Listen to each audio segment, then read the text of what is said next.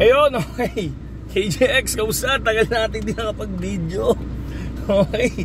So, magti-TA tayo ngayon. Medyo yung nakikita kong TA ngayon is very, hindi naman very bad, no? Pero, tulad ng sinabi ko, sa support and resistance tayo mag-check. Okay? So, kailangan lagi kayong updated ngayon, no? Kailangan lagi kayong nanonood ng update natin daily. Okay? So, medyo tapos na yung ano natin, yung trabaho natin ngayon. Makakapag-TA tayo ulit everyday. Okay? So, check muna natin kung ano nangyari ngayon. Pero, grabe, di ba? Ito yung sinasabi ko sa inyo na may possible movement. Di ba? Noong nakaraan, yung nag-short video tayo. Parang ito yun. Okay? So, shoutout muna kay Boss Billy Spinelli, no? So, saludo sa'yo. Sana pumaldo-paldo tayo sa crypto, no, pagdating ng bear market. Okay? So yan lang naman yung hinihintay ng lahat, yung bear market, no? Sabi ko nga, once na bumagsak si Bitcoin, ayos lang kasi bibili tayo di ba, sa ilalim, no? Hindi financial advice pero syempre ganoon ang ginagawa natin. Okay? So TA muna tayo mga kapatid. Okay. TA natin kay BTC, no? Ang nakikita ko kay BTC, ang support niya ngayon, ang support ngayon ni BTC mga kapatid ay 85,000. Okay? Ang confirmation nito para magtuloy sa ilalim, nakikita ko 84,800. Okay? Pag nakuha niya si 85,000 and then bumaba ng 84,800 at nabasag si 84,800, possible bumagsak yan hanggang 83,000. Okay? So doon tayo titingin ulit ng next support. Kasi ang pinaka-support talaga natin kay BTC ay 76,000. Once na nabasag niya si 76 at 75, naniniwala ako makikita natin si 70. Okay? So, pero hindi pa yun. Ako para sa akin, hindi pa bear market. Para sa akin, hindi pa bear market. Parang ito yung nangyari last bull run, no? Talaga nag-dip muna, I think 39%, parang ganyan, no?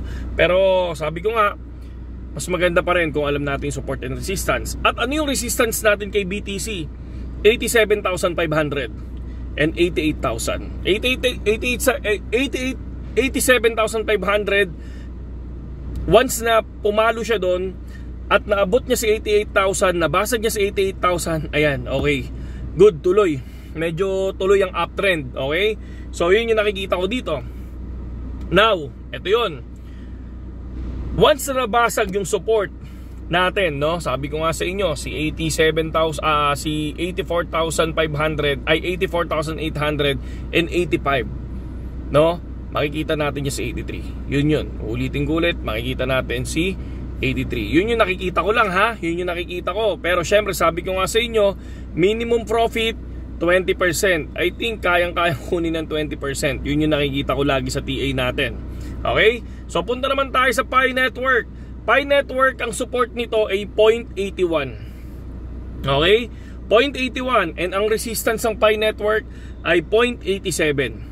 Pag nakuha niya si 0.87, possible yung 0.90 ulit. Yun lang yun. Yun lang yung gusto kong sabihin sa inyo kay Pi Network. Okay? And then Ethereum, no? Sobrang daming na liquidate kay Ethereum, no? Nasa 17 trillion yata, no? So, napakadugo ng crypto. Alam nyo kung bakit? Ang dami nagda-hype sa Twitter, no? Malalaking channel. Lilipad. Ayun, naging takore, no? So, ibig sabihin, wala. Yari, no? So, sabi ko sa inyo, matuto kayong mag-analyze ng support and resistance. Yung mga nakikita nyo sa YouTube, sa internet, sa Twitter, lalo-lalo na yung mga talagang sobrang hype sa crypto, pakinggan nyo lang pero ilabas nyo sa kabila, di ba? Kasi part ng research yan. Tapos mag-analyze ka ng sarili mo tulad ng ginagawa natin. Hindi tayo nakukuha sa hype, mga kapatid. No, hindi tayo nakukuha sa ganun. No, ang ginagawa natin, babasahin natin ang chart. Ayan yan. Doon tayo magsisimula. Tapos yun yung sinishare natin. This is episode 26 KGX, no? Saludo sa inyong lahat. Sa mga wala pang Telegram, wala pang BitGet, wala pang Bitonix, nandiyan yung link natin sa description. May bago akong Telegram, ilo-launch ko yun tomorrow. Titignan ko lang kung anong gagawin ko, or i-kick ko muna lahat ng tao sa Telegram and then magpapasok ulit ako ng panibago. Parang ganun yung gagawin natin. Okay? Yun ang gagawin natin ngayon. Saludo sa inyong lahat. At kakain muna ako kasi gutom na ako, mga kapatid to.